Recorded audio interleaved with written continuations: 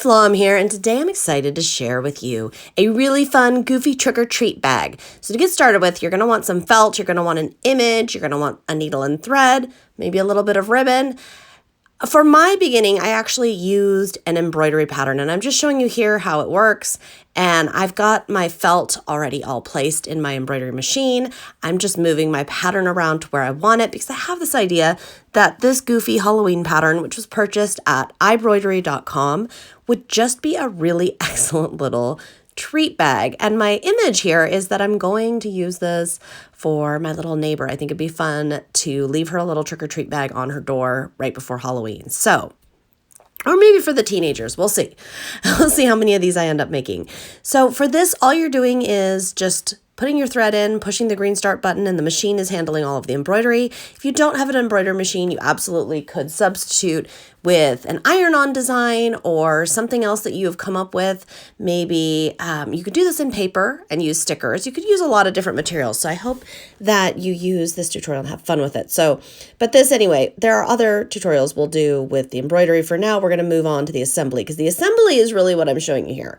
So the first thing I'm doing is attaching my goofy to the base or to the front piece of felt. So I have two pieces of felt, the identical same size, and I'm just stitching around here, and I'm just kind of doing a loop around stitch, but then stitching that down to make kind of a, well, some of them are more of a U, some of them are more of a V, but just kind of practicing different stitching here because I love projects like this to work on my hand stitches. And you're just going all the way around. So I don't have any iron on, I don't have any glue.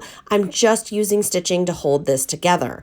And once I get all the way around, then what I'm going to do is put the two pieces together. Now there's two different parts to this. The first part, I do want to make a handle, and I decided to do the handle first. So it's just a piece of ribbon, a button, and some thread.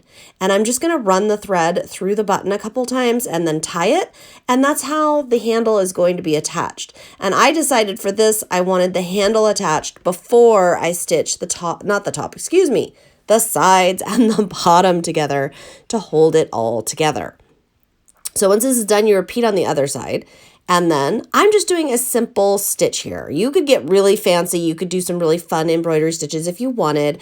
I just decided for this being my first one of this kind of project, I just wanted to keep it simple. Plus I thought the little stitch marks in white would look really cute on the orange. Now with that done, I did go ahead and decide to pull out my Scan and Cut and make some iron-on trick-or-treat out of a flocked black material that I then ironed onto the felt. You don't have to do this. It's just once I was done, I realized there was space and I wanted to put trick-or-treat. For these, all you're doing, you're just heat pressing them. And yes, you could do it right onto that felt. It's so reactive that I found just a tiny bit of ironing got it all done. So I didn't need to do like a full get up or anything or full, fabric layers and all that. Anyhow, I did also find I wanted some more treats on here, so I pulled out some glue, and I pulled out some pearls and sequins and some buttons, and just added a few more little details. But I hope you have found this inspiring. You could do this project out of a lot of different materials and a lot of different styles, so if you make one, I'd love to see it. Please do share with me. You can email me, or leave me a comment, or over on Facebook, wherever you like. I'll see you next time.